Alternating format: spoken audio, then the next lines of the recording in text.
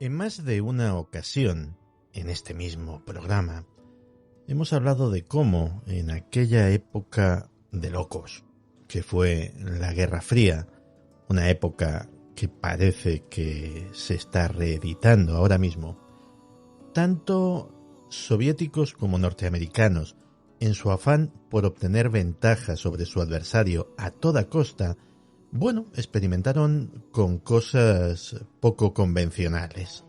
Algunas cosas, como el control mental, son de sobra sabidas y aceptadas, y otras como los fenómenos psíquicos siguen siendo motivo de controversia. Yo no sé por qué, porque hay pruebas, testimonios, documentos de sobra para demostrar este interés que, en principio puede sonar ridículo, pero ahí estaba. Hay que entender la mentalidad de la época. Cualquier cosa que pudiera dar una ventaja, por improbable que pudiera resultar, merecía ser explorada en secreto. Por si acaso sonaba la flauta. Y a fin de cuentas, explorar las capacidades ocultas de la mente humana salía bastante barato. Es decir, se exploraba la posibilidad, apenas se comprometían recursos, y la recompensa, si es que existía, podía ser mayúscula, sobre todo en comparación con las ingentes cantidades de dinero que se estaban invirtiendo en armamento, tecnología, carrera espacial.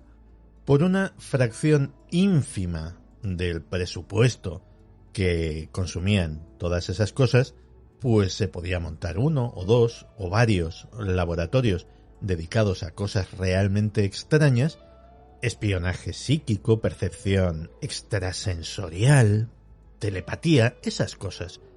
Y en la periferia, en los alrededores de la Agencia Central de Inteligencia, de la CIA, del KGB, del Pentágono, del Ejército Rojo, pues comenzaron a medrar personajes de todo tipo y condición. Algunos eran meros charlatanes y otros eran investigadores serios que pretendían aprovechar la oportunidad que les brindaba esa situación para obtener recursos con los que financiar investigaciones que difícilmente hubiesen conseguido hacer de otra forma.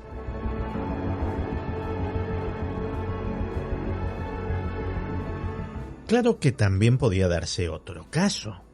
Si estamos hablando de algo que no requiere grandes inversiones ni gran tecnología para ser investigado, que simplemente se necesita apertura de mente, curiosidad, espíritu inquisitivo y mucho trabajo, pues a lo mejor se pueden obtener grandes resultados sin tener respaldándote a una gran potencia.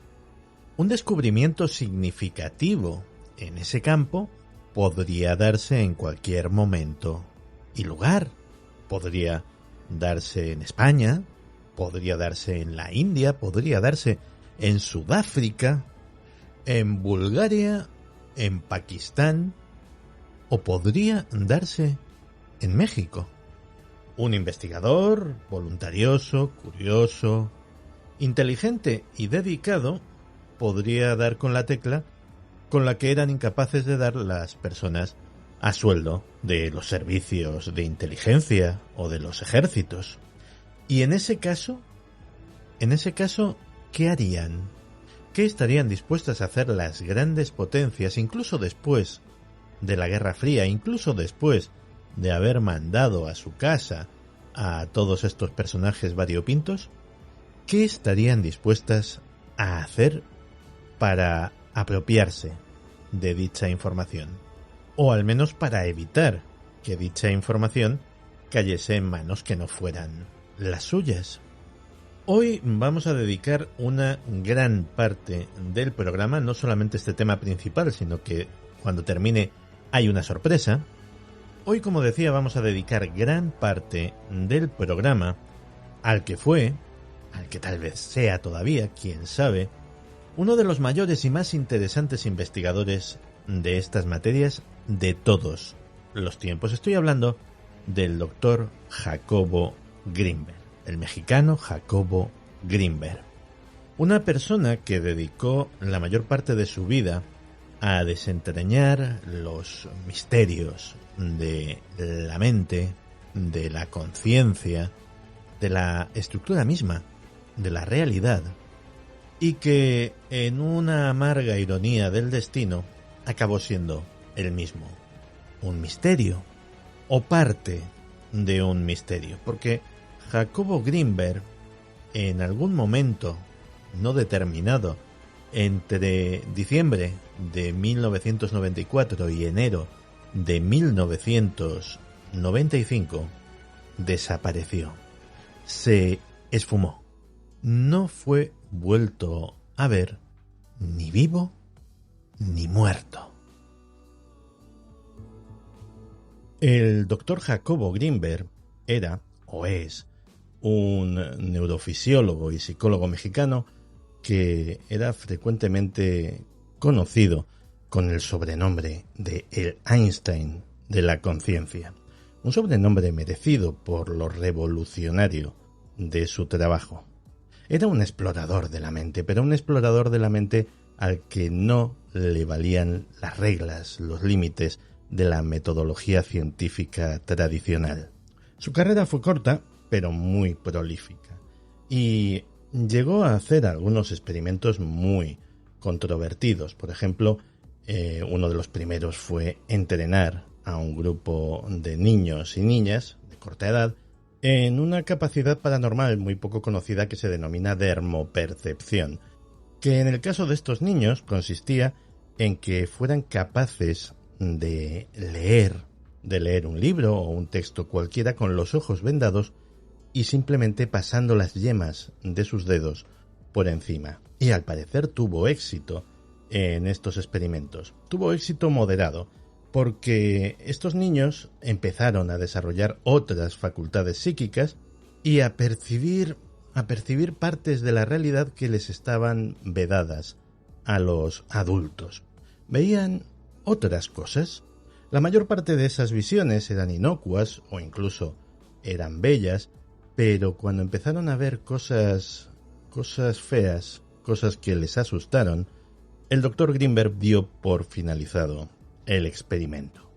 Posiblemente su trabajo más famoso, o el que le dio más proyección pública, fue el estudio de las presuntas habilidades paranormales de los chamanes mexicanos, sobre todo de una muy especial, de Pachita, una curandera que, según un montón de testigos, era capaz de practicar la cirugía psíquica, esto es, operaciones quirúrgicas sin utilizar anestésicos en condiciones higiénicas absolutamente deplorables, utilizando como única herramienta un viejo cuchillo oxidado, operaciones que, oye, según estos mismos testimonios, eran exitosas.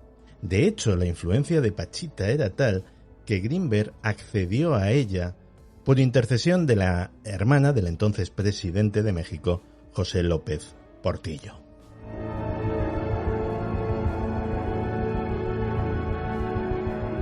La experiencia con Pachita le transforma, le cambia, le abre la puerta a un nuevo campo de posibilidades. Él es un científico, él no deja de trabajar en su laboratorio, pero cuando llega por las noches con la bata de laboratorio empapada de sangre de los pacientes de Pachita, después de haber visto lo que allí sucedía, después de haber comprobado que aquello no era un fraude, su concepto de la realidad se tambalea. Se tambalea y llega a la conclusión de que evidentemente la conciencia, la realidad, nuestra relación con el mundo y con esa misma realidad es más amplia, más rica y más extraña que cualquier cosa que pudiéramos sospechar. Ahí había un secreto. Y Jacobo Grinberg, que era, o es, un científico, estaba dispuesto a, si había un secreto, un descubrimiento que hacer, ser él el que lo desvelase. Lo que no iba a hacer era abandonar la ciencia, porque era muy consciente de que la ciencia es un método, no es una cosa, no es una serie de dogmas, es un método para aprender sobre la realidad. Y cualquier cosa, absolutamente cualquier cosa, por extraña o por heterodoxa que parezca, es susceptible de estudio científico. Así que tras un periodo de intenso trabajo, de observación de todas estas realidades extrañas que le proporcionaban Pachita y otros chamanes, y de investigación en neurociencia en su laboratorio y su conocimiento de el funcionamiento del cerebro, pues como muchos científicos elaboró una teoría. La llamó la teoría sintérgica. El nombre viene de una mezcla entre síntesis y energía. Y ahora me toca explicaros qué es esto de la teoría sintérgica, o mejor dicho, resumirlo, porque explicarlo sería muy largo y además tampoco puedo explicar las profundidades de algo que no he llegado a asimilar en su totalidad, porque es complejo y porque además el Dr. Grinberg, entre sus talentos, no estaba precisamente el de expresarse en un lenguaje llano. Pero básicamente la teoría sintérgica no es una teoría de la mente, no es una teoría de la conciencia, no, es una teoría de la realidad misma. Él pensaba que la verdadera naturaleza del universo es la de una matriz holográfica. Y la característica más importante de los hologramas es que desde cada fragmento se puede acceder a la información total de aquello que representan. O, como decía Heráclito hace muchos siglos, el uno es todo y el todo es uno.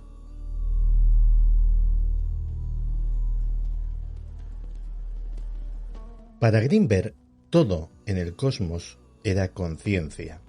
Y como todo en el cosmos era conciencia, la conciencia podía interactuar con el cosmos. Algo así como el niño de Matrix que le dice a Neo que puede manipular una cuchara, manipularla físicamente de una forma que ya le gustaría a Uri Geller, simplemente porque en el fondo no hay cuchara. También aplicaba los principios de la física cuántica en sus trabajos, en sus experimentos. Hacía muy poco, en 1982, el físico francés Alain Aspect había demostrado el entrelazamiento cuántico, el postulado de Einstein-Rosen-Podolsky.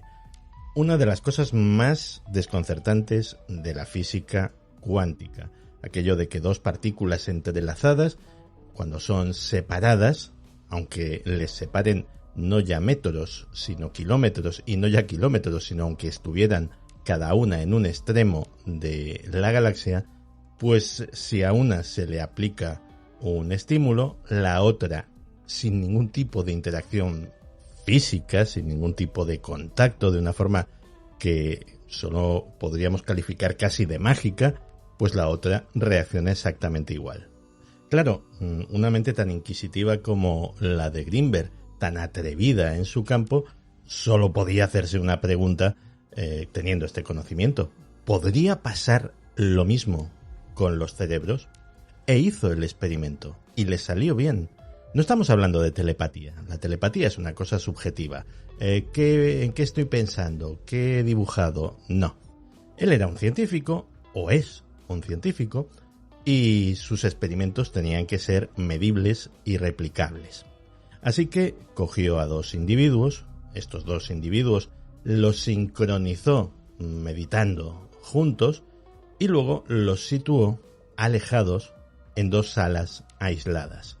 Cada uno de ellos estaba conectado a un electroencefalograma que medía sus ondas cerebrales.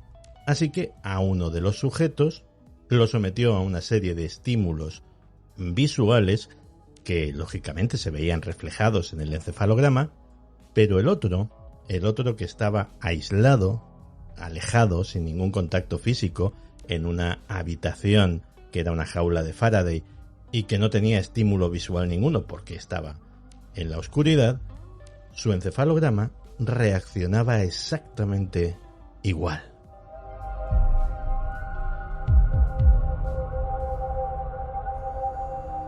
A finales de 1994, Jacobo Grinberg estaba en la cúspide de su actividad investigadora.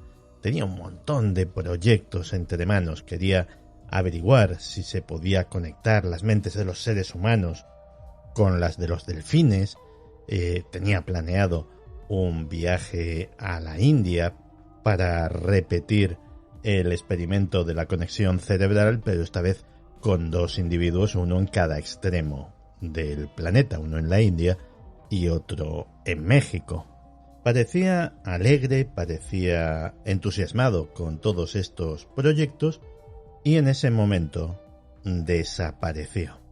Al principio se pensó que podía haber sido víctima de un crimen pasional, porque su esposa también había desaparecido. La pareja no pasaba precisamente por el mejor momento. Jacobo ni siquiera dormía en casa, y hay quien describe a esta mujer como alguien, de carácter inestable. Como el caso es importante, Greenberg es una persona conocida y muy bien relacionada con las más altas esferas del Estado mexicano, es puesto a cargo del caso uno de los mejores investigadores de la policía mexicana, el superintendente jefe Clemente Padilla. Clemente Padilla remueve Roma con Santiago porque tiene la orden de encontrar a Greenberg. Incluso en algunas ocasiones se extralimita, pero es un caso importante, está bien protegido y puede permitírselo.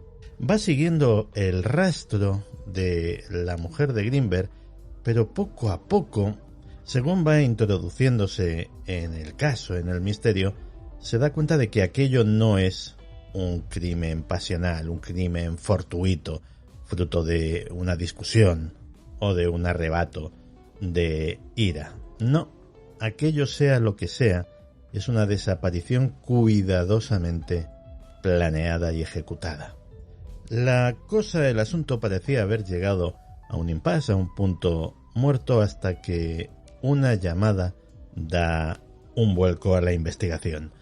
Una persona que trabaja en un surtidor de gasolina en Boulder, Colorado, dice que ha visto a Jacobo Greenberg y a su esposa, que concretamente allí, en Boulder, los habían visto bajarse junto con unos hombres de un avión privado y que luego todos ellos se introdujeron en un automóvil que partió con rumbo desconocido.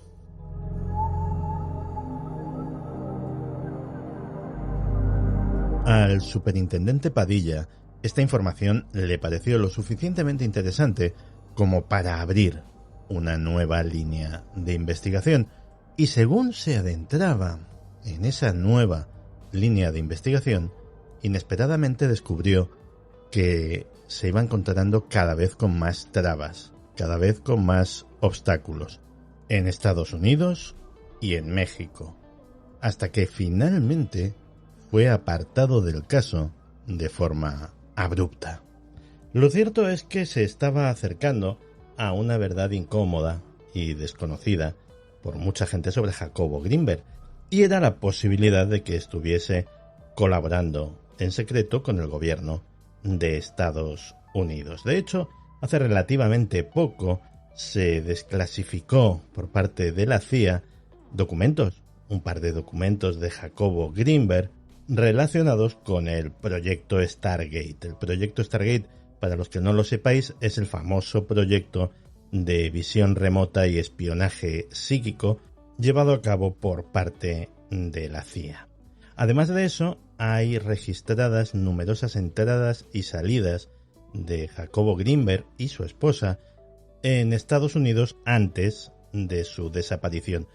Y curiosamente, el destino final de muchas de estas entradas y salidas es precisamente Boulder, Colorado. Otro de los descubrimientos, muy temprano, interesantes que hizo el comandante Padilla, fue que de su domicilio había desaparecido todo el material de trabajo de Jacobo Greenberg. Estaban los monitores, estaban los teclados, estaban los ratones, pero las CPUs de los ordenadores habían desaparecido. Tampoco estaban los discos duros, ni disquetes, ni CDs, ni ningún rastro, nota o cuaderno de las tesis o los libros en los que estaba trabajando. Ese fue probablemente el primer indicio que al policía le dio a entender que, a pesar de lo que pudiera parecer en primera instancia, aquello no era un crimen pasional ni nada por el estilo, era una desaparición premeditada. ¿Se llevó Jacobo Grinberg todo su trabajo con él? ¿O por el contrario, hubo otras personas que cogieron aquel material y lo hicieron desaparecer junto con su autor?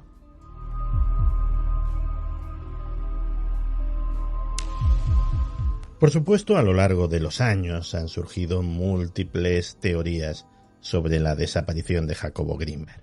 Unas más imaginativas que otras, unas más descabelladas que otras, y todas meras especulaciones, porque sea lo que fuere lo que le ocurrió realmente, fue ejecutado con tal perfección que pruebas, lo que se dice pruebas, no hay ninguna. Así que todos, incluido el comandante Padilla, todos en el fondo nos movemos más o menos en el territorio de la especulación. Algunas teorías pues son muy heterodoxas, descabelladas, si lo preferís, pues desde que fue abducido por alienígenas o por seres transdimensionales, hasta que él mismo, su conocimiento de la verdadera naturaleza de la realidad, le hizo trascender el mundo físico. Otras teorías son más terrenales, aunque igualmente especulativas, como que, por ejemplo, Carlos Castaneda hubiese tenido algo que ver en el asunto. Carlos Castaneda y Jacobo Grinberg se conocieron, se trataron y hubo bastante admiración mutua al principio, hasta que Grinberg se empezó a dar cuenta de qué tipo de personaje era Castaneda, y si no lo sabéis os remito a la entrevista que le hicimos a Manuel Carballal en este mismo programa al respecto. Discutieron y se terminaron distanciando, lo que provocó bastante contrariedad en Castaneda, y era público y notorio que Castaneda precisamente un buen enemigo no era. Lo cual puede ser una apreciación bastante ajustada a la realidad, pero de ahí a implicarle en la desaparición de Jacobo Grinberg va todo un mundo.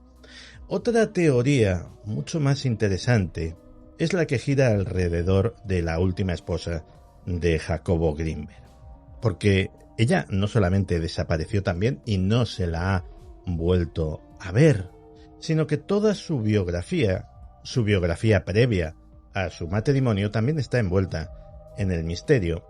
Y hay quien especula con la posibilidad de que esta mujer fuera realmente una espía, fuera realmente un operativo de inteligencia cuya misión era precisamente seducir, casarse con Grinberg y mantenerse a su lado, siempre al tanto de sus descubrimientos, hasta que llegase el momento de hacerse con ellos.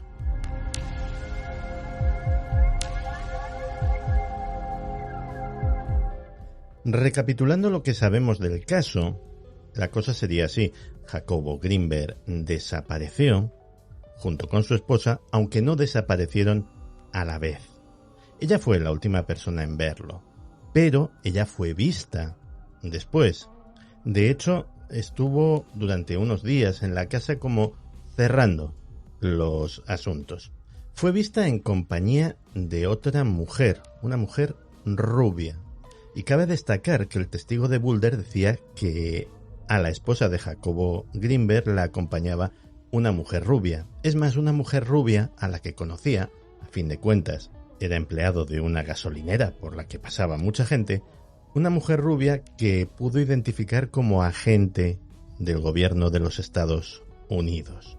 De todo esto podemos concluir una de dos: o que Teresa, esta esposa de Jacobo Grinberg, fue realmente la responsable de su desaparición y eventualmente de su muerte, o que fue cómplice de ella. Claro, a mí me surgen preguntas. Comprando la hipótesis de el crimen pasional, claro, cometes un crimen de pareja, premeditado o no, y de entrada lo organizas también, la desaparición del cadáver, la limpieza exhaustiva del escenario del crimen, si fue la casa común, etcétera, etcétera, que no se vuelve a saber nada de esta persona. Además, eres tan habilidosa que consigues eludir durante toda una vida, durante 27 años, la acción de la justicia.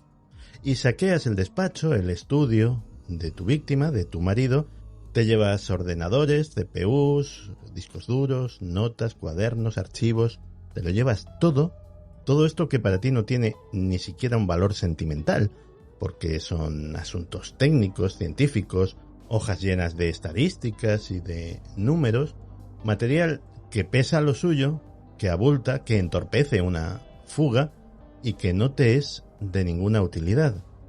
Pero cuando surge una pista al otro lado de la frontera, mire usted por dónde, los encargados de la investigación se encuentran con toda una serie de inconvenientes, con toda una serie de trabas, con toda una serie de dificultades, hasta que finalmente son apartados del caso y el propio comandante Padilla, policía con intachable expediente, se ve obligado a dejar la policía y a dejar sin resolver el único caso de su carrera.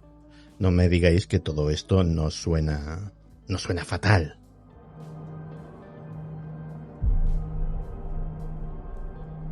Jacobo Greenberg, con sus investigaciones, nos mostró un universo complejo, misterioso, en el que prácticamente todo es posible.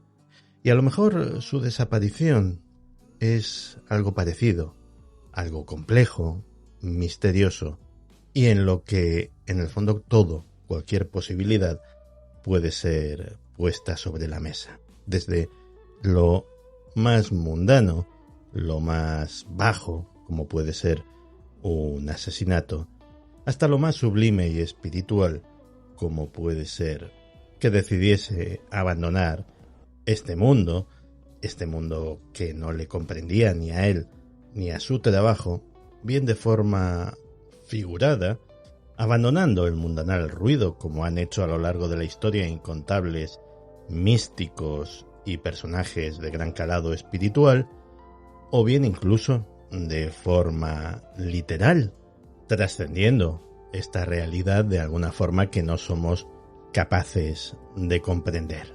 ¿Quién sabe? No sé si lo que yo piense de este asunto tiene la menor trascendencia, que para mí no creo que la tenga. Ya os he dicho que todos, desde los que han dedicado media vida a este caso hasta los que le hemos dedicado apenas unas horas, todos nos movemos en el terreno de la especulación. No sé si tiene alguna trascendencia ni si le importa a alguien, pero por si acaso la voy a compartir con vosotros, que sé que muchos es lo que estáis esperando. Yo creo que en la desaparición del Dr. Greenberg hubo terceras personas implicadas, terceras personas que detentaban y detentan el suficiente poder como para cubrir su rastro, y no solo eso, sino como para pararle los pies a cualquiera que consiguiese la más mínima pista sobre lo que ocurrió realmente. Y todos sabemos que ese poder no es fácil de conseguir ni está al alcance de todo el mundo. Si esto es así, y no digo que lo sea, es una mera especulación, pero si esto es así, que para una operación de este estilo se escogiese como objetivo precisamente a Jacobo Greenberg, es especialmente inquietante porque sus investigaciones no versaban sobre simples fenómenos paranormales, sobre visión remota, parapsicología y temas semejantes, no. Trataban sobre el entramado mismo de la realidad, sobre una clase de conocimiento que, según mi modesta opinión, no deberían poseer ni los dioses.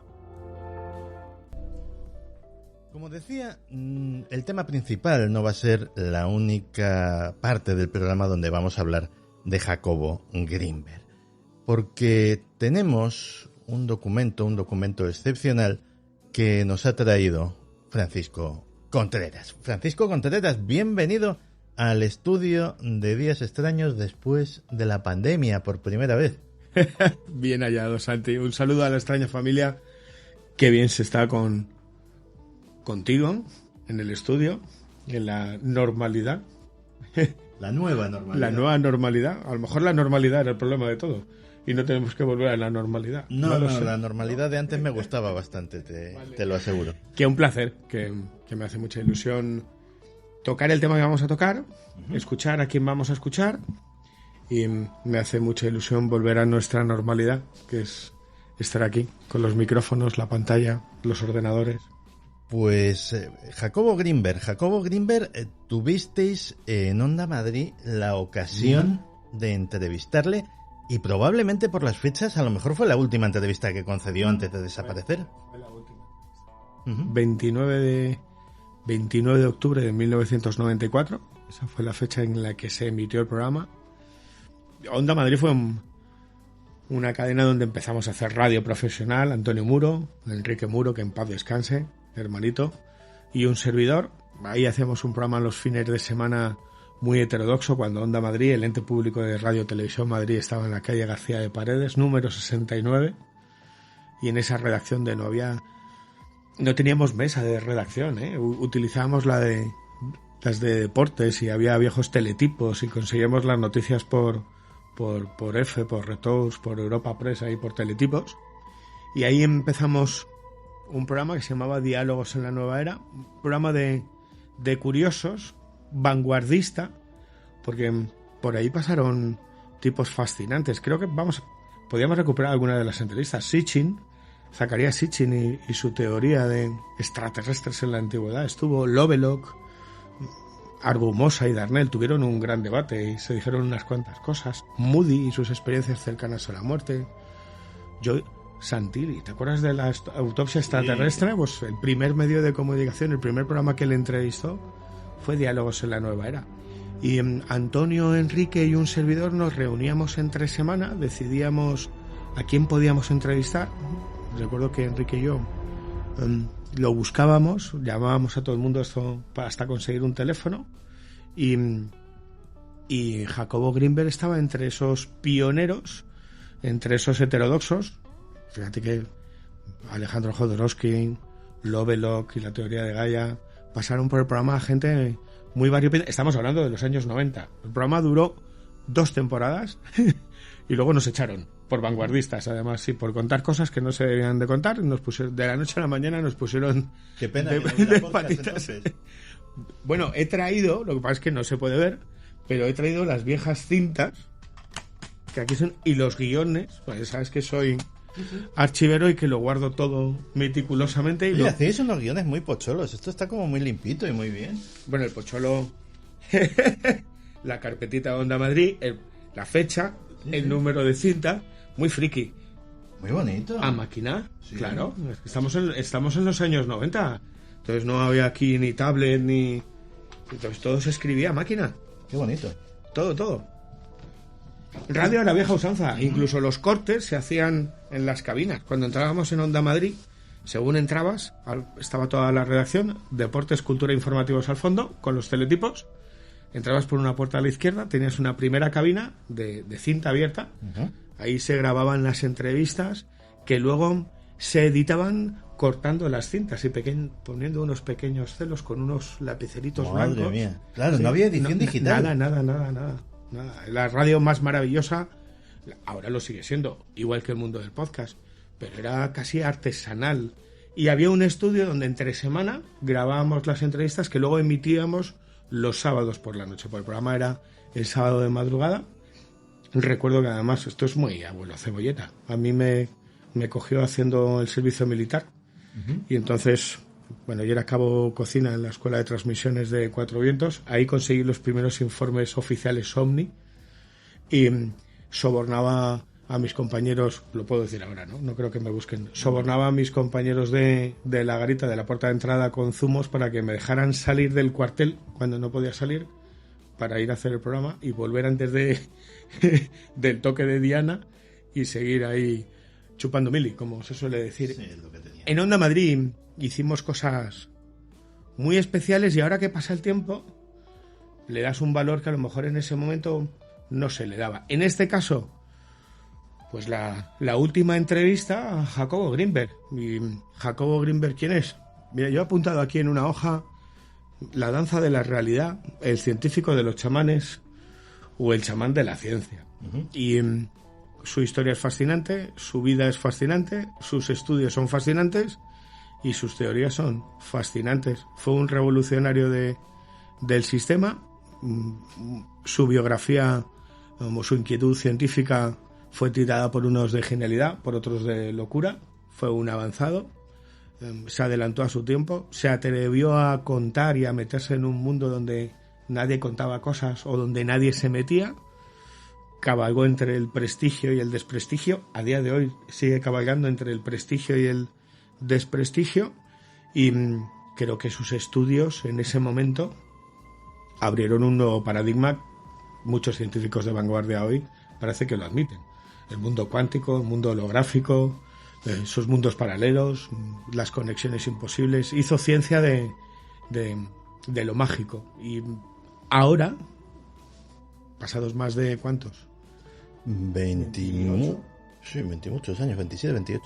Pues pasado, desde 1994 a 2022, pues pasados tantos años, sobre todo desde hace unos años, cobra mayor importancia todo lo que vamos a escuchar, que es lo que nos contó en ese viejo estudio de madera, de regletas y de cintas abiertas que había en García de Paredes con Antonio y con Enrique. Preparábamos las entrevistas, nos empollábamos, había que leer, no había internet, y preguntábamos. Y la primera pregunta al licenciado en psicología, neuropsicología, psicofisiólogo, doctorado en Nueva York en los años 60, conocido por trabajar con Bárbara Guerrero, con Pachita, era: ¿qué capacidades tiene nuestro cerebro? Uh-huh. ¿Existía el poder de la mente? Es decir, porque ya todos conocíamos parte de su trayectoria y su teoría.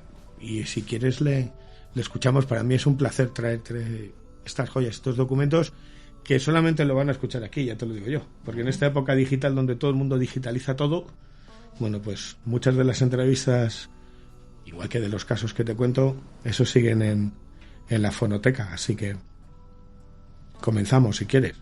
Pues vamos a escucharle. Bueno, para contestar esa pregunta creo que tendría que hacer un poco una serie de introducciones y de explicaciones. Le voy a platicar en qué punto me encuentro yo en el sentido de mi entendimiento de la relación entre conciencia y cerebro, y quizá con eso le pueda yo contestar su pregunta.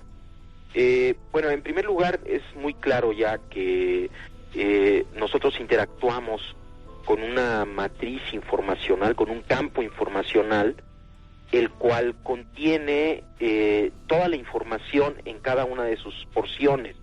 Es una matriz informacional de tipo holográfico. Pero no hay a ese nivel cualidad de la experiencia, no hay objetos separados unos de los otros, sino que es un campo informacional de una complejidad extraordinaria.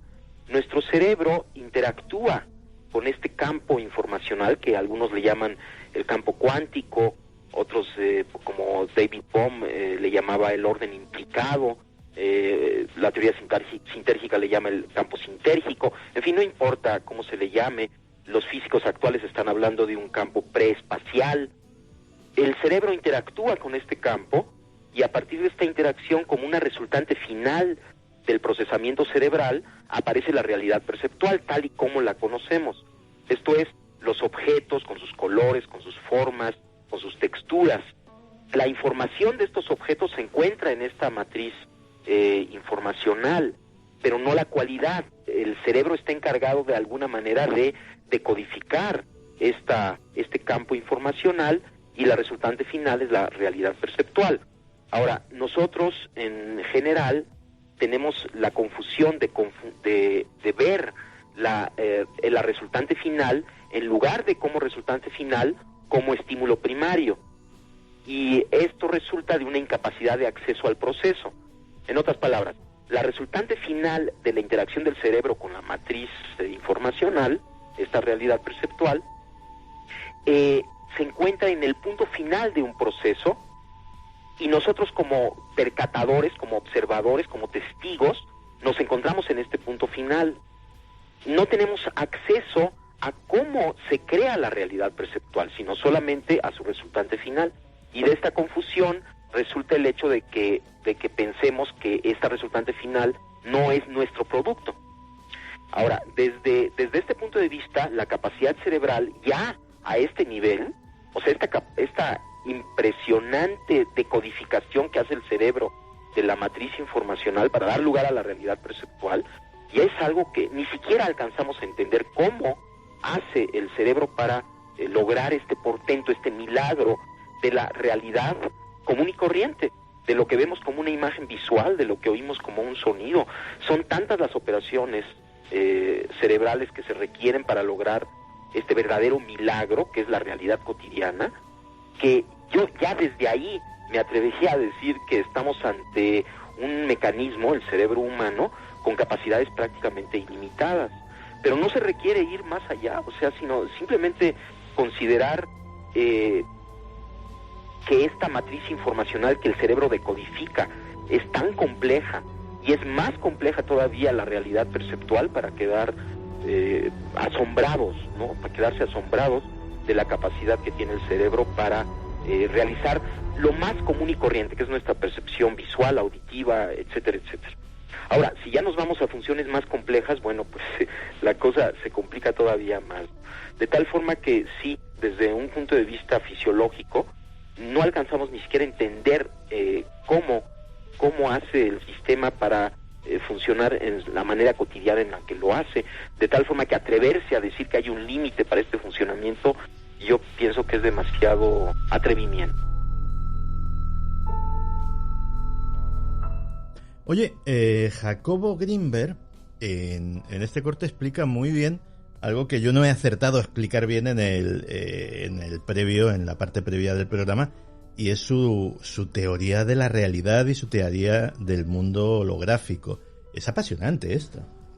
Desde lo pequeñito a lo máximo, porque él es consciente y se nos olvida de que ya es pura magia que abramos los ojos por la mañana y que desayunemos y que cojamos una llave y abramos la puerta de la cerradura de la casa, del coche. Es decir, ya nos recuerda, antes de meternos en el mundo de las capacidades inexploradas del cerebro, que se nos olvida, que no somos conscientes de que nuestro cerebro es ya mágico de por sí, porque no nos paramos a pensar la cantidad de operaciones que tiene que hacer nuestro campo neuronal para vivir, para levantarte por la mañana e irte a dormir por la noche. Y él da pinceladas de su teoría, ¿no? La sintérgica, y explica cómo el cerebro y la conciencia conforman la realidad y no al revés. Esa es la clave, porque nosotros estamos viendo una mesa, pero nos falta todo el proceso. ¿Existe esta mesa? No, existe una mesa. Yo la he visto hacer, Claro, pero no ves cómo hacen la mesa. No, es muy Matrix, pero el planteamiento de la teoría sintérgica es ese. No conocemos el proceso y nos falta la matriz.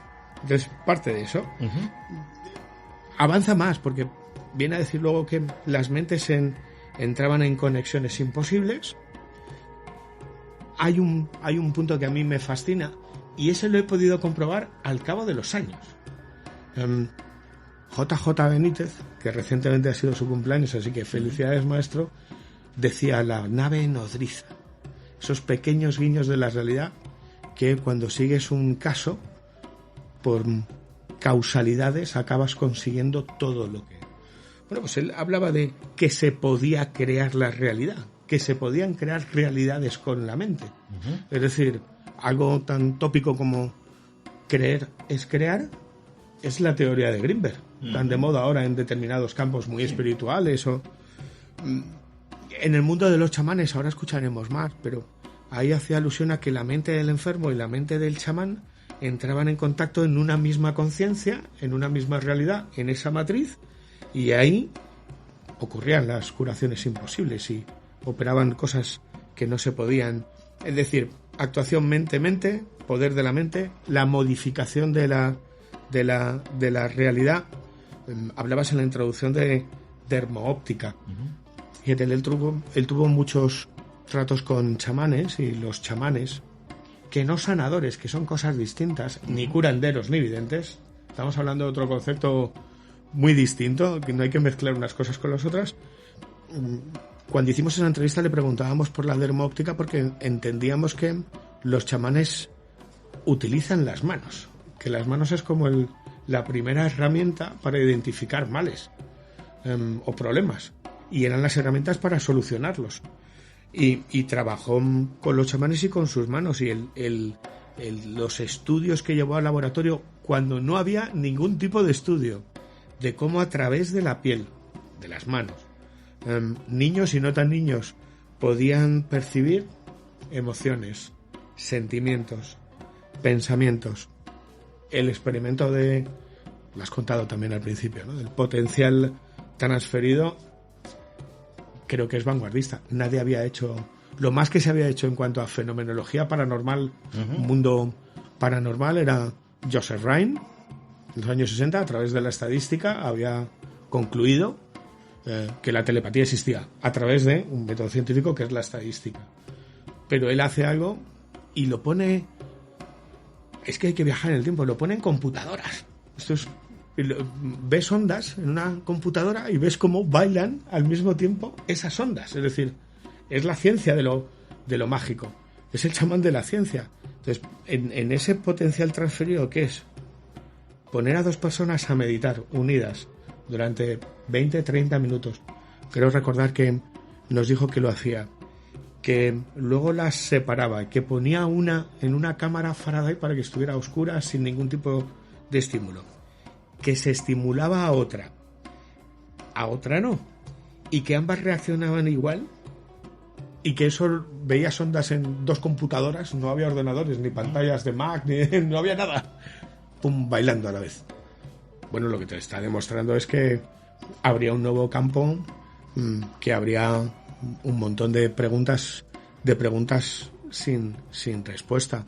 Y todo eso con su trabajo con los chamanes mexicanos, y sobre todo después de un año, un año al lado de alguien que tuvo que ser excepcional, que fue Bárbara Guerrero, Pachita. Mire, es una pregunta que le agradezco mucho porque me va a permitir a través de este intento de explicación entender muchas cosas que hasta ahora he tratado de entender sin mucho éxito. A mí lo que más me ha asombrado de todo el estudio que he hecho de los chamanes de México es que estos personajes extraordinarios funcionan o parecen funcionar en una realidad que no tiene pasos intermedios, en donde no hay proceso. Por ejemplo, Pachita es uno de los casos más asombrosos que yo pude atestiguar. Yo trabajé con ella varios meses. Pachita venía un paciente a verla, por ejemplo, alguien que tenía un problema pulmonar, y entonces si ella decidía, de alguna manera podía percibir directamente lo que le sucedía al paciente y lo que el paciente requería para mejorar.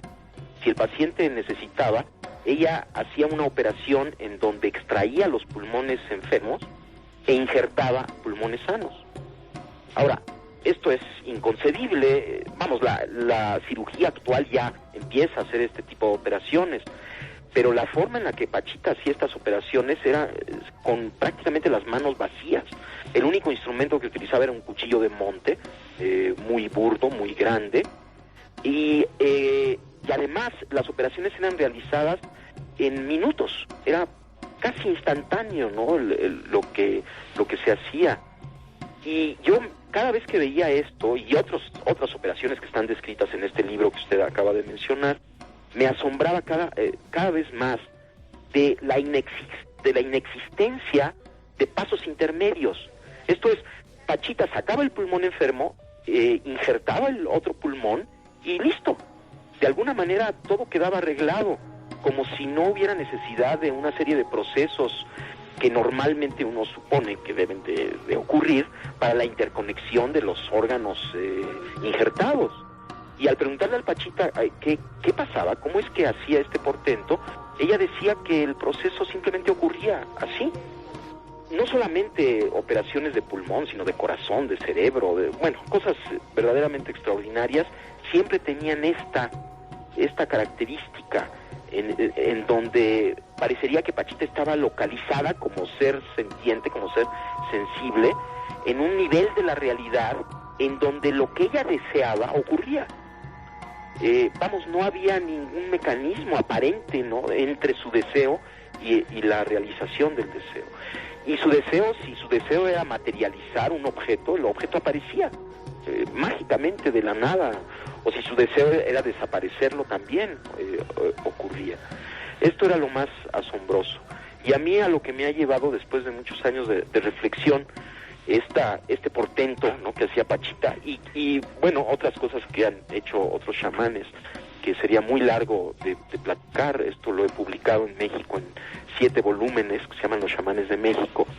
En general, ellos, aunque ningún chamán que yo conocí llegó al nivel de Pachita, todos los chamanes, por ejemplo Don Panchito, un chamán maya, tenía esta misma característica de estar localizado en un nivel de conciencia directo que se manifestaba en su sensibilidad portentosa, ¿no?, en su capacidad de decodificar información en forma pues directa, yo pensaría.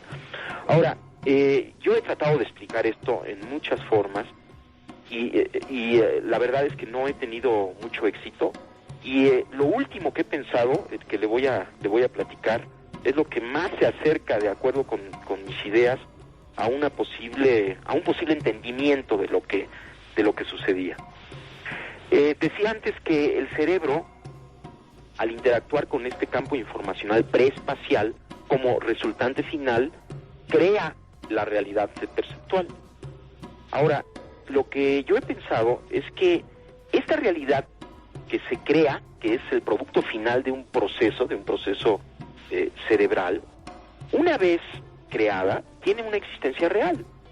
Esto es, lo que estamos viendo, los colores, las formas, existen en el nivel en este nivel que estoy mencionando. O sea, son al mismo tiempo un producto final de un procesamiento, pero ya que está esto, tienen existencia real, pero existen como conciencia, no existen como materia, sino existen como conciencia. De acuerdo con esta idea, Pachita estaba localizada en esta conciencia directamente, ya en la creación, ya no había proceso, y las leyes de esta conciencia que llamamos mundo, que llamamos objetos, que en realidad es pura conciencia, de alguna manera ella las manejaba, y en este nivel no hay pasos intermedios, puesto que todo es conciencia, puesto que aún los objetos que percibimos son esta resultante final, son parte de la conciencia. Entonces, si uno está totalmente localizado ahí, si uno no tiene ninguna duda acerca de que la realidad es ese nivel, entonces uno simplemente funciona en ese nivel con las leyes de ese nivel. De tal forma que esto es lo que yo estoy empezando a concluir después de 15 años, ¿no?, de estar pensando acerca y tratando de explicarme qué es lo que sucedía con Pachita. Y si se fija, la explicación es de lo más sencilla que hay, y al mismo tiempo de lo más complejo, como creo lo que tiene más valor, ¿no?, que es al mismo tiempo muy, muy simple, muy sencillo, pero al mismo tiempo muy complejo.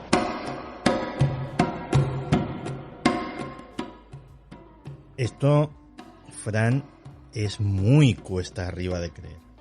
Y aún así, viendo el convencimiento, la naturalidad con la que lo habla Jacobo Grinberg, oye, dices, es que si nos fuéramos a inventar cosas, nos inventaríamos cosas más sencillas, porque esto implica efectivamente, hay una cuña, hay una de las promos que nos grabó en su día el gran Juan Ochoa, que dice la frase, la realidad ya no es lo que era. Bueno, la realidad ya no es lo que era después de ver algo así. Supongo que efectivamente por esto a Jacobo Grinberg, cuando presenció estas cosas, y no las presenció como un testigo, no las presenció como alguien más o menos crédulo, o no, las presenció como un científico, pues la realidad tal como la concebía se le debió dar la vuelta como un calcetín.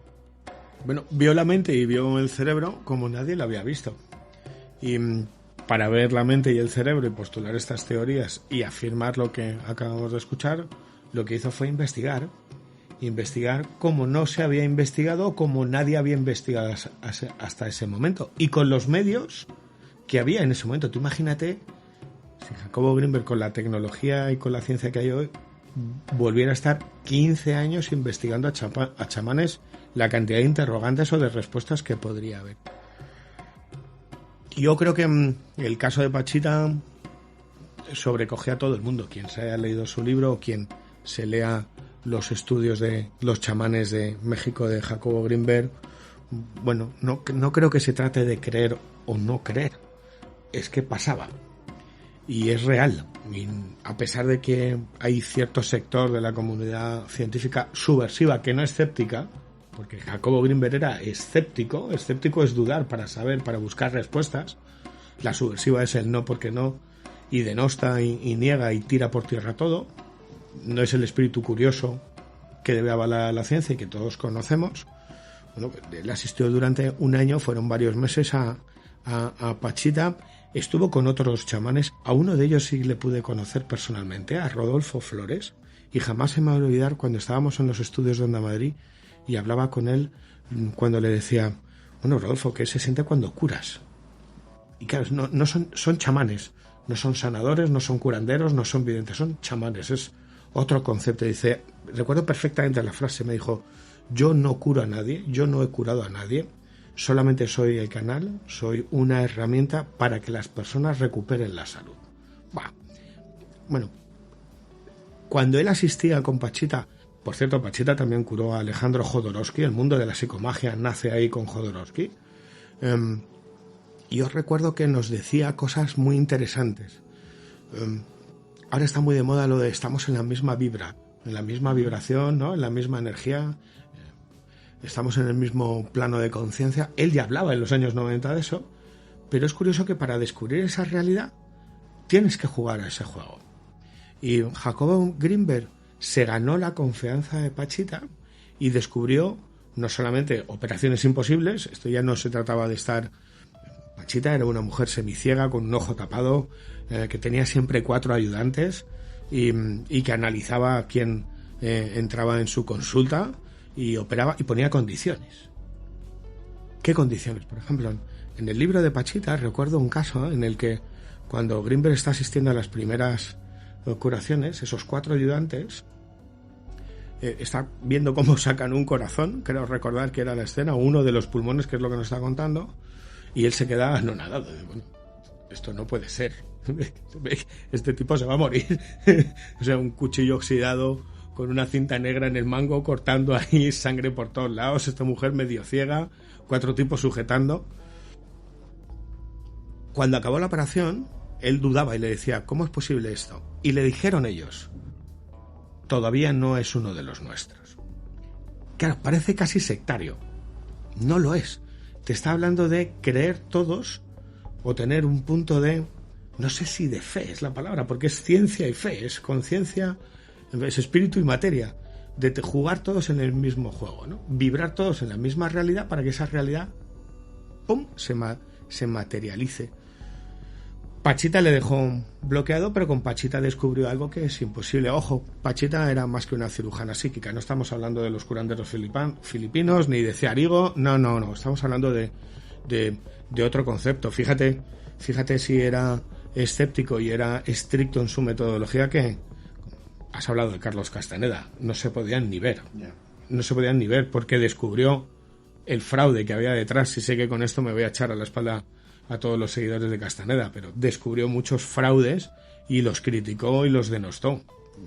El trabajo de Manuel Carballal es el mejor ejemplo para descubrir el mundo falso, burdo, de Carlos Castaneda. Por eso venía esa animadversión. ¿Quién era Pachita? Bueno, era chamán. ¿Qué se sabe de ella? Que podía venir del linaje de los Nahual. No se sabe nada más.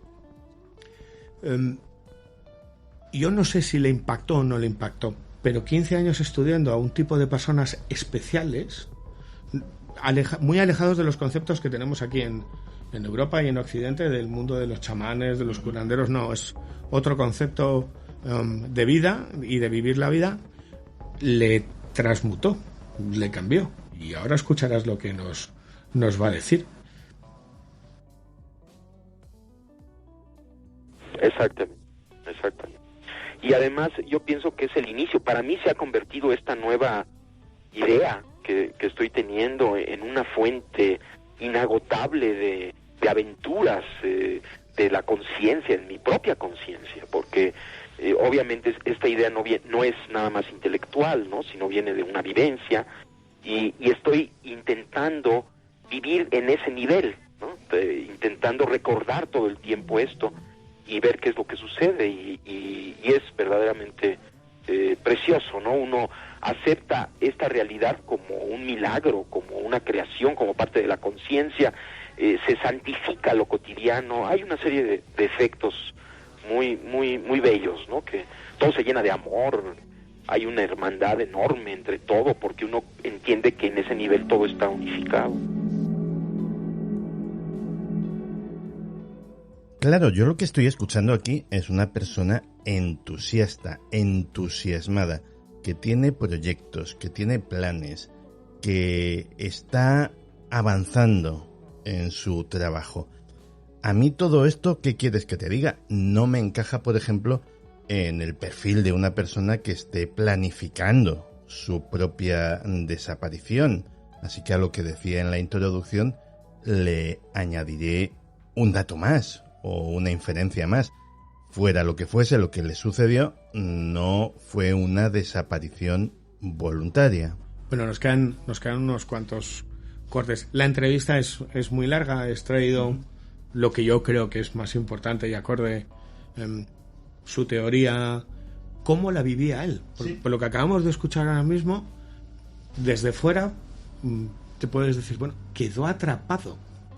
Igual que un investigador de fenómenos paranormales en un momento dado puede acabar obsesionado, atrapado por las psicofonías, por estar rodeado de espíritus, por casas encantadas. Bueno, ¿y por qué después de 15 años un científico, aunque sea científico, no puede acabar obsesionado?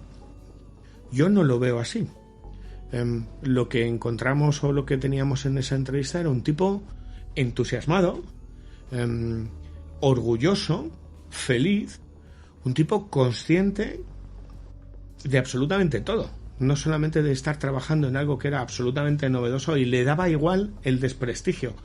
Ojo, que había sacado el doctorado en Nueva York, que tenía más que perder que ganar, aunque tuviera grandes relaciones y altas relaciones en México, en la Universidad Autónoma, y consiguió la financiación para hacer uno de los primeros laboratorios dedicados a estas temáticas, pero en la comunidad internacional le dieron varapalos y le siguen dando varapalos por todos los lados.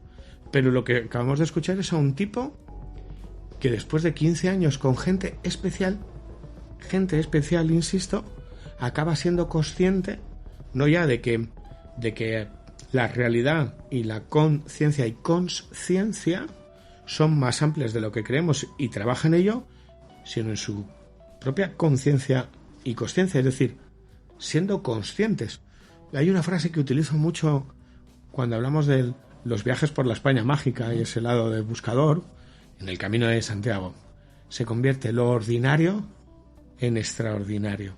Cuando volví a escuchar la entrevista para sacar estos cortes y ahora vuelvo a pensar lo mismo. El titular para lo que acabamos de escuchar es como alguien que es de 1 más 1 son 2, que cuantifica, que mide, de repente su visión, la de su día a día, no hace falta irte a buscar chamanes, es que convierte lo ordinario, a lo que no le damos importancia, en extraordinario.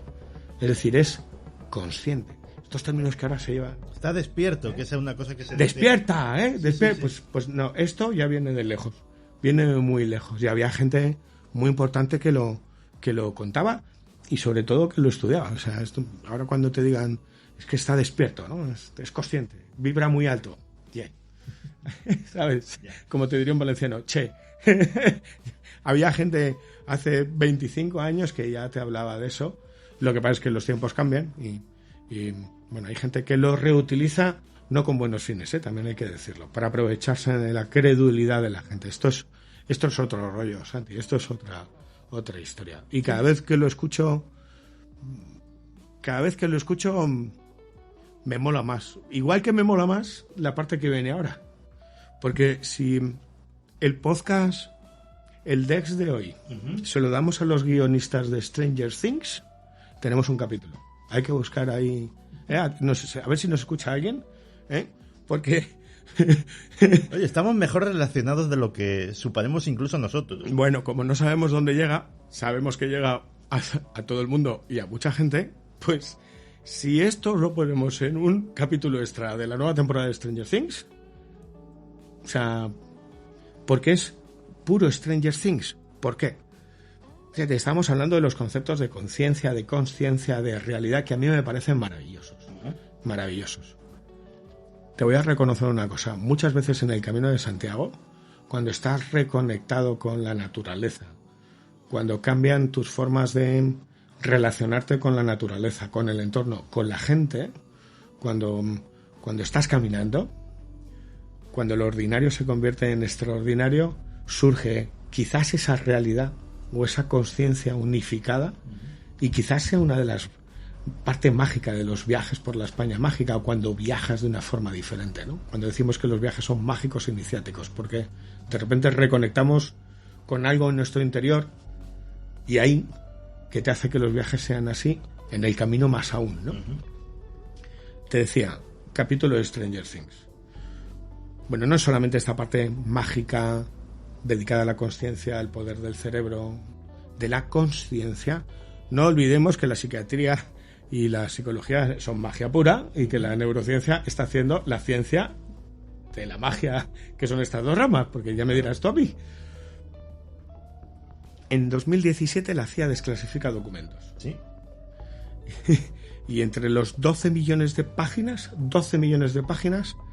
hay 8 y 30 dedicadas a Jacobo Greenberg, que va en relación a lo que acabamos de escuchar en tu introducción.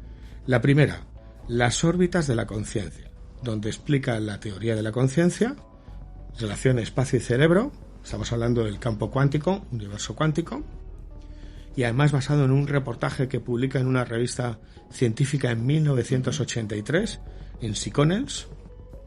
Y luego otro documento que es la teoría sintérgica, correlación psicofisiológica entre comunicación y gravitación y unidad, de 30 páginas, donde desgrana punto por punto toda esta nueva teoría, que es un nuevo paradigma de la realidad, del universo, de todo. ¡Wow! 38 páginas, entre 18 millones, y desaparece como hemos escuchado, y no se vuelve a saber nada. Esto es puro Stranger Things, pero miran que estaba trabajando. Estoy entendiendo esta realidad como conciencia, toda la realidad que percibimos como conciencia, y estoy en este punto intentando no olvidarme de esto, refrescándome en cada momento, ¿no? en esta visión, y pues bueno, sigo en el laboratorio y voy a seguir porque hay muchísimas cosas que hacer, muchas hipótesis que probar. Por ejemplo, en este momento vamos a iniciar estamos pidiendo fondos porque esto va a salir muy caro y no tenemos los fondos, pero esperamos que alguna organización nos ayude a estudiar si existen interacciones directas entre el cerebro de delfines y del ser humano, de tal forma de poder tener evidencias experimentales acerca de no solamente la existencia de interacciones entre cerebros humanos, que ya tenemos suficiente evidencia, aunque seguimos en este campo, sino si existen interacciones entre el ser humano y otras especies, que la hipótesis, la predicción es que sí existen, que existe una unidad de todos los seres. Esa es una cosa que estamos iniciando. Otra cosa es que estamos esperando una profesora de la India, una colega, que está muy interesada en el estudio del potencial transferido, de la interacción cerebro a cerebro, pero ahora vamos a intentar hacer un experimento a larga distancia entre la India y México, y ella viene, va a estar 3 meses en el laboratorio para pues quedar de acuerdo, entrenarnos ambos, tener toda una metodología, y vamos a ver si podemos hacer el experimento de potencial transferido entre India y México. Esto es muy importante porque una de las consideraciones del punto de vista que le acabo de mencionar es que ya como conciencia existen leyes particulares de la conciencia que no necesariamente son las leyes que conocemos o que conoce la ciencia física, y aunque en este punto hay un acuerdo, podría haber un acuerdo, y una de las leyes de la conciencia es la no localidad, que sí se observa en partículas elementales. La paradoja Einstein-Podolsky-Rosen indica que entre partículas elementales hay efectos de interacción no local. ¿Qué quiere decir interacción no local? Quiere decir que existen interacciones instantáneas a distancia, que no pueden ser explicadas por la teoría de la relatividad ni por ningún sistema de información que mande información de una partícula a la otra, sino solo si consideramos que en un nivel existe una unidad. Entonces, bueno, estamos trabajando duro, hay todo un equipo de colaboradores que están muy entusiasmados, ¿no?, trabajando en el laboratorio, y estamos empezando a preparar un nuevo libro. De hecho, bueno, en México apareció un libro que se llama El Yo como Idea. Una porción de este libro, espero que ya haya aparecido en España como El Sabor de la Iluminación, de Editorial Sirio. No sé, creo que ya debe de haber salido. Y estamos preparando un nuevo libro, ya es un libro coeditado, que se va a llamar La realidad como conciencia y la conciencia como realidad, en donde se van a manejar todas estas ideas de la realidad como conciencia, pero al mismo tiempo como producto final de un procesamiento, y la conciencia como realidad. De tal forma que hay pues muchas cosas que hacer, gracias a Dios, mucha curiosidad, ¿no?, por seguir avanzando, y con mucho agradecimiento por todo lo que está sucediendo. Claro, había tantos proyectos, tantas historias, tantas cosas pendientes, que además insisto en la parte subjetiva porque es lo importante, una de las cosas importantes de este documento. Estamos oyendo al personaje y el personaje está visiblemente entusiasmado. Y contento, sí, y feliz, y con proyectos. Es decir, se aleja de cualquier tipo de hipótesis que haga referencia a que pasara por una depresión, que tuviera problemas. Es más, volviendo a escuchar estas palabras, Santi, quizás cobra más importancia todo lo que hemos contado, todo lo que has contado en la primera parte. Buscaba financiación, y financiación para unos proyectos muy concretos. Todos los que tenéis personitas de 4 patas, ya sean perros o gatos, o todos los que los hemos tenido. He tenido gatos en mi caso. Tú tienes a Nico. ¿Existe esa relación invisible que no se puede llevar no se puede cuantificar? Bueno, Jacob Greenberg estaba buscando esa conciencia. Sí, estaba buscando explicarlo. Llevarlo al laboratorio, a las computadoras, medirlo. Y esa parte es importante.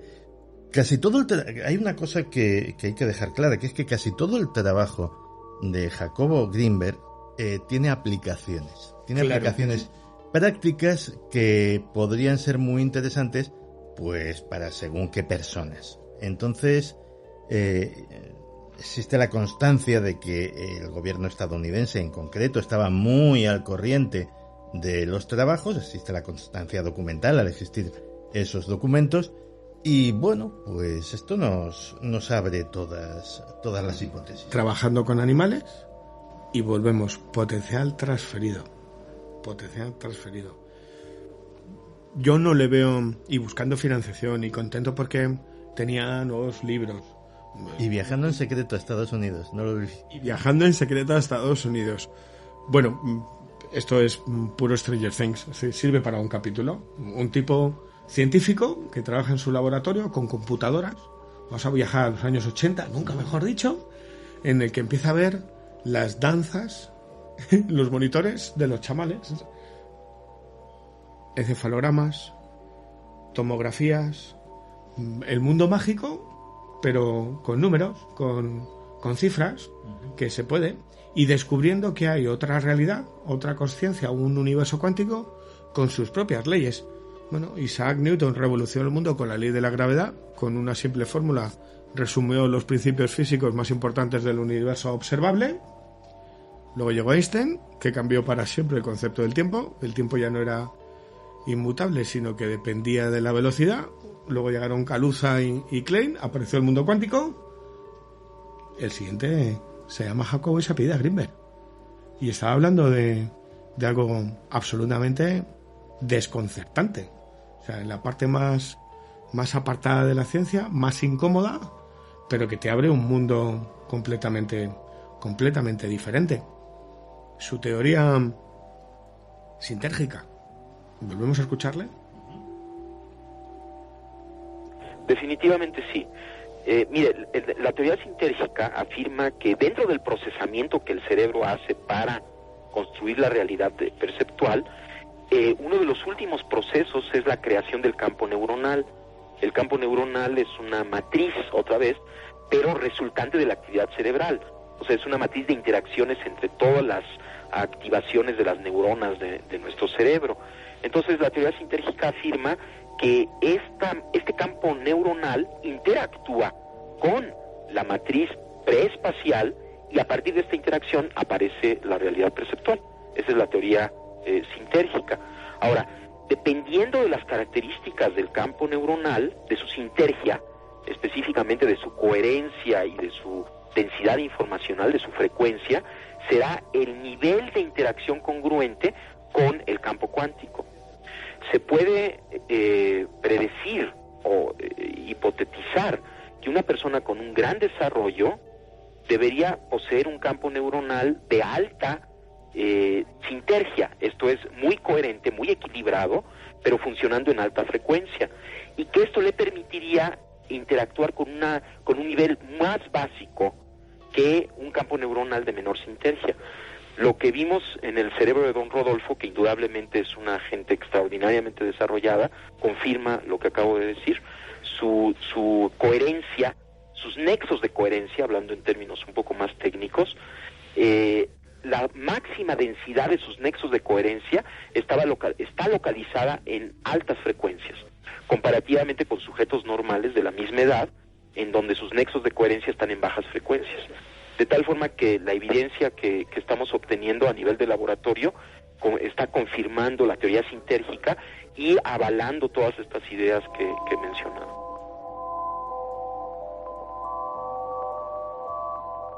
Pues decías que Jacobo Greenberg puede estar en el futuro entre los grandes nombres que han propuesto avances decisivos en la ciencia, pero me temo que eso va a suceder, si no dentro de muchas décadas, a lo mejor incluso dentro de siglos, porque creo que está muy, digámoslo así, muy por delante de cualquier cosa que se plantee ahora mismo, porque, a ver, resumiendo en una sola frase, el planteamiento de Jacobo Greenberg está planteándonos que la magia existe.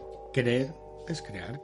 El camino que llevaba, los trabajos que estaba haciendo, estaban avalando todo lo que habla de la magia, de los poderes ilimitados de la mente.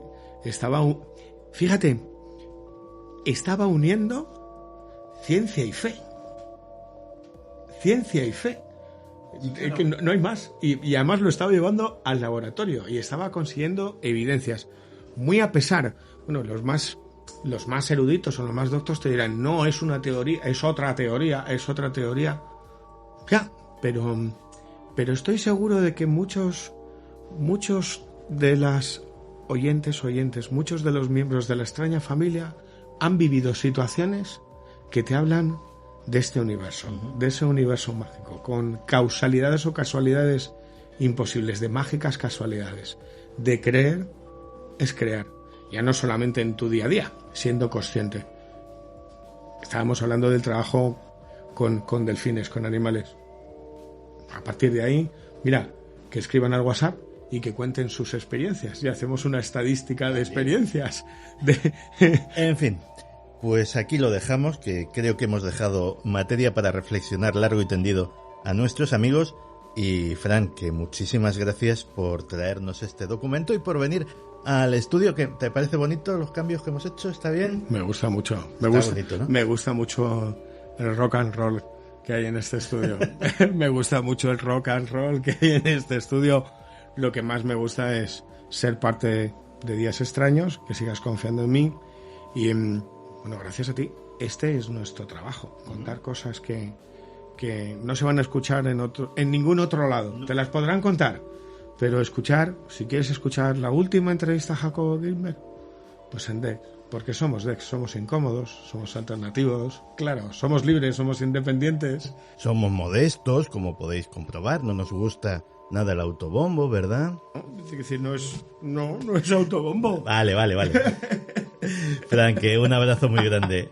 Buen camino, buena vida, un trey en su sella. Somos Dex.